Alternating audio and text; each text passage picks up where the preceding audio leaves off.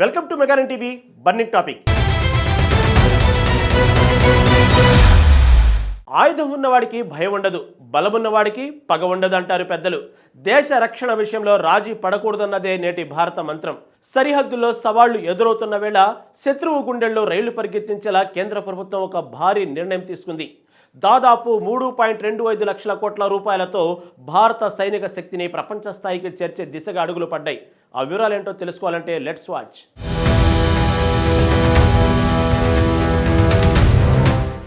భారత రక్షణ రంగం ఇప్పుడు సరికొత్త చరిత్రకు నాంది పలుకుతోంది. శత్రువు గుండెల్లో రైళ్లు పరిగించే రాఫెల్ యుద్ధ విమానాలు ఇప్పుడు భారత వాయుసేన అమ్ముల పొదిలో ప్రధాన అస్త్రాలుగా మారుతున్నాయి. అప్పుడెప్పుడో అన్నట్టుగా అడవికి సింహం రాజైతే ఆకాశానికి రాఫెలే మహారాజు అన్న చందంగా మన గగనతల రక్షణ కవచం మరింత దృఢం కాబోతోంది.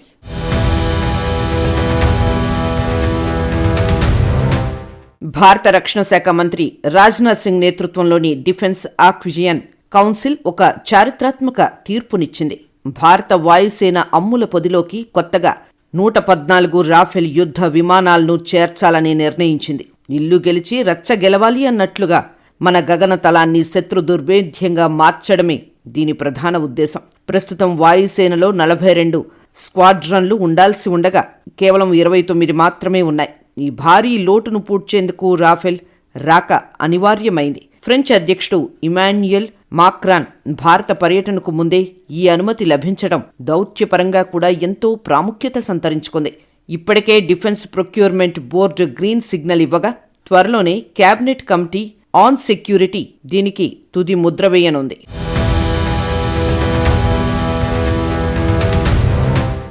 భారత వాయుసేన తన వ్యూహాత్మక శక్తిని పెంచుకోవడంలో భాగంగా రాఫెల్ విమానాల సంఖ్యను భారీగా పెంచుకోనుంది. ప్రస్తుతం అందుబాటులో ఉన్న సమాచారం ప్రకారం కొత్త ఒప్పందాలు గనుక పూర్తయితే భారత వాయుసేనలో రాఫెల్ యుద్ధ విమానాల సంఖ్య ఏకంగా 150కి చేరుకోనుంది. ఆయుధం పదునుగా ఉంటేనే యుద్ధం సగం గెలిచినట్టు. అవును, రాఫెల్ కేవలం విమానం మాత్రమే కాదు, అది అత్యాధునిక సాంకేతికతకు నిదర్శనం. 2020లో తొలిసారిగా 5 రాఫెల్ జెట్లు భారత గడ్డపై అడుగుపెట్టినప్పుడు దేశవ్యాప్తంగా హర్షాతిరేకాలు వ్యక్తమయ్యాయి. అప్పటి నుండి నేటి వరకు సరిహద్దు రక్షణలు, ముఖ్యంగా ఉద్రిక్త పరిస్థితులు ఉన్న ప్రాంతాల్లో రాఫెల్ తన విశ్వరూపాన్ని ప్రదర్శిస్తూనే ఉంది.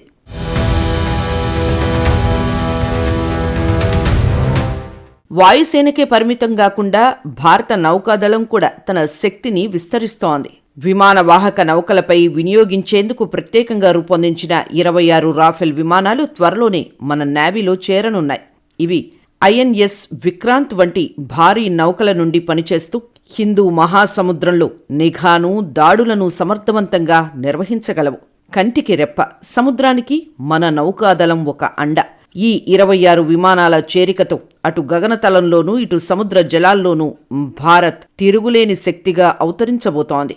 గతేడాది నిర్వహించిన ఆపరేషన్ సింధూర్ రాఫెల్ విమానాల సత్తా ఏంటో ప్రపంచానికి చాటి చెప్పింది. ఈ ఆపరేషన్లో రాఫెల్ జెట్లు చూపిన చొరవ, ఖచ్చితత్వం అమోఘమని vice chief of air staff air marshal Nagesh Kapoor కొనియాడారు.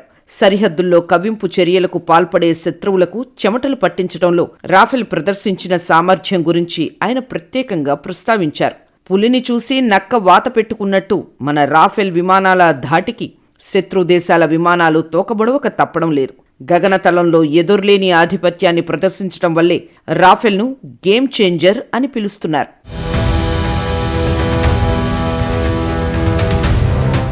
యుద్ధ విమానాలు ఒకెత్తైతే శత్రువుల కదలికలను ముందే పసిగట్టే నిఘా విమానాలు మరో ఎత్తు.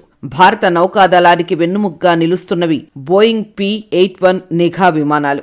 ప్రస్తుతం భారత నేవీ వద్ద 12 బోయింగ్ P-81 విమానాలు ఉన్నాయి. ఇవి హిందూ మహాసముద్ర ప్రాంతంలో శత్రు జలాంతరగాములను పసిగట్టడంలో, సుదీర్ఘ నిఘా నిర్వహించడంలో అత్యంత కీలక పాత్ర పోషిస్తున్నాయి. ఇవి మన నేవీకి ముందు చూపుని ఇచ్చేవే ఈ బోయింగ్ విమానాలు. సముద్ర తీర ప్రాంతాల రక్షణలో వీటిని మించినవి లేవంటే అతిశయోక్తి కాదు. రాబోయే కాలంలో వీటి సంఖ్యను కూడా పెంచుకోవాలని భారత్ భావిస్తోంది.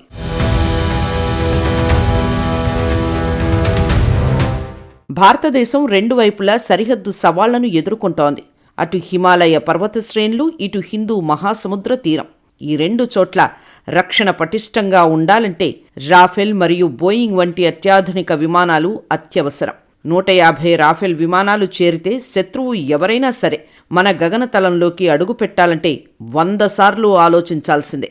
26 రాఫెల్ మెరైన్ విమానాలు విమానవాహక నౌకలపైకి చేరితే సముద్రంపై మన పట్టు మరింత బిగుస్తుంది. బోయింగ్ P-81 విమానాలు హిందూ మహాసముద్రంలో చైనా వంటి దేశాల కదలికలను ఎప్పటికప్పుడు పసిగడుతూ మన దేశ భద్రతను కాపాడుతున్నాయి.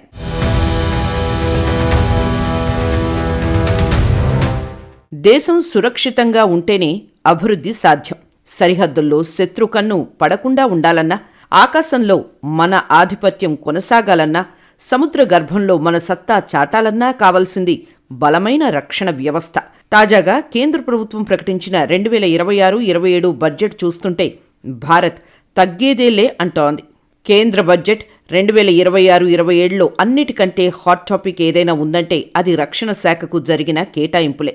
ఈసారి రక్షణ రంగానికి ఏకంగా 7.8 లక్షల కోట్లు కేటాయించింది కేంద్రం.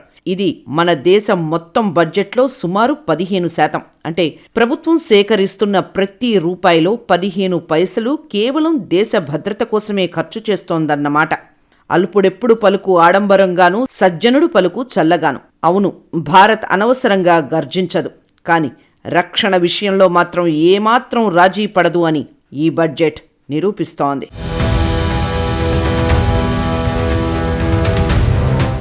ఈ బడ్జెట్లో కేవలం జీతాలు, పెన్షన్లకే పరిమితం కాకుండా భవిష్యత్ యుద్ధ తంత్రాలకు అనుగుణంగా మన సైన్యాన్ని సిద్ధం చేసేందుకు క్యాపిటల్ ఎక్స్పెండిచర్పై దృష్టి పెట్టారు. మొత్తం రక్షణ నిధుల్లో 28% పైగా నిధులను కొత్త ఆయుధాలు, అత్యాధునిక యుద్ధ విమానాల కొనుగోలు కోసం కేటాయించారు. ముఖ్యంగా ఆధునీకరణ కోసం ప్రత్యేకంగా 2.19 లక్షల కోట్లు కేటాయించడం విశేషం. ఇందులో దాదాపు 1.85 లక్షల కోట్లు కేవలం కొత్త కొనుగోళ్ల కోసమే వినియోగించనున్నారు. అంటే మన రాఫెల్ విమానాలు, తేజస్ ఫైటర్లు, S-400 మిస్సైల్ సిస్టమ్స్ వంటి వాటికి మరిన్ని తోడు కానున్నాయి. ముందు జాగ్రత్త లేనివాడు ముసలమ్మ చేతిలో మోసపోతాడు. యుద్ధం వచ్చినప్పుడు కత్తులు నూరుకోవడం కంటే శాంతి సమయంలోనే ఆయుధాలు సిద్ధం చేసుకోవడం మేలని కేంద్రం భావిస్తోంది.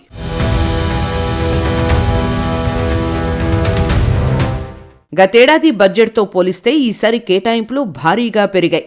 కొత్త కొనుగోళ్ల కోసం కేటాయించిన నిధుల్లో 24% వృద్ధి కనిపించడం చూస్తుంటే భారత్ తన రక్షణ సామర్థ్యాన్ని ఎంత వేగంగా పెంచుకోవాలని అనుకుంటుందో అర్థం చేసుకోవచ్చు. సరిహద్దుల్లో ఉద్రిక్తతలు పెరుగుతున్న వేళ శత్రువుకు దీటైన జవాబిచ్చేందుకు ఇది అత్యవసరం. నిర్వహణ మరియు మానవ వనరులు 7.8 లక్షల కోట్ల బడ్జెట్లో సింహభాగం ఆధునీకరణకు వెళ్లగా మిగిలిన నిధులు మన సైనికుల సంక్షేమం కోసం కేటాయించారు. ఇల్లు గెలిచి రచ్చగెలవాలి. సరిహద్దుల్లో పోరాడే సైనికుడి మనోధైర్యం బాగుంటేనే దేశం సురక్షితంగా ఉంటుంది. అందుకే వారి జీతభత్యాలు, పెన్షన్ల విషయంలోనూ కేంద్రం స్పష్టమైన కేటాయింపులు చేసింది.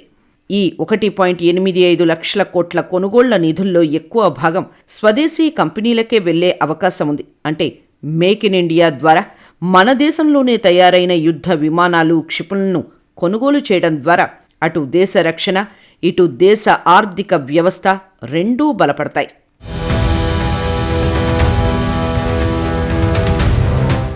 రాఫెల్ యుద్ధ విమానాలే కాకుండా రక్షణ శాఖ మరిన్ని భారీ ప్రాజెక్టులను సిద్ధం చేస్తోంది. అత్యాధునిక ఆయుధ వ్యవస్థలు, నౌకలు, జలాంతరగాములు, డ్రోన్ల కొనుగోలుకు సంబంధించిన ఒప్పందాలు కూడా చర్చల దశలో ఉన్నాయి. దేశ భద్రతను దృష్టిలో ఉంచుకొని సైన్యాన్ని అన్ని విధాలా బలోపేతం చేసేందుకు ప్రభుత్వం వేగంగా అడుగులు వేస్తోంది. రానున్న రోజుల్లో రక్షణ రంగంలో స్వదేశీ పరిజ్ఞానానికి, విదేశీ ఒప్పందాలకు సమ ప్రాధాన్యం ఇస్తూ ముందుకు సాగాలని రక్షణ శాఖ లక్ష్యంగా పెట్టుకుంది.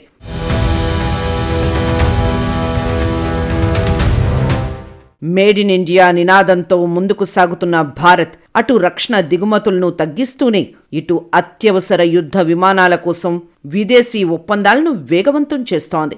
జలాంతరగాములు, అత్యాధునిక క్షిపణి వ్యవస్థలు కూడా పైప్ లైన్లో ఉన్నాయి. మొత్తానికి 3.25 లక్షల కోట్ల ఈ భారీ ఒప్పందం భారత సైనిక చరిత్రలో ఒక మైలురాయిగా నిలిచిపోనుంది. శత్రువు కన్ను పడకుండా దేశ సరిహద్దులను పటిష్టం చేసేందుకు భారత్ అమ్ముల పొది సిద్ధమవుతోంది.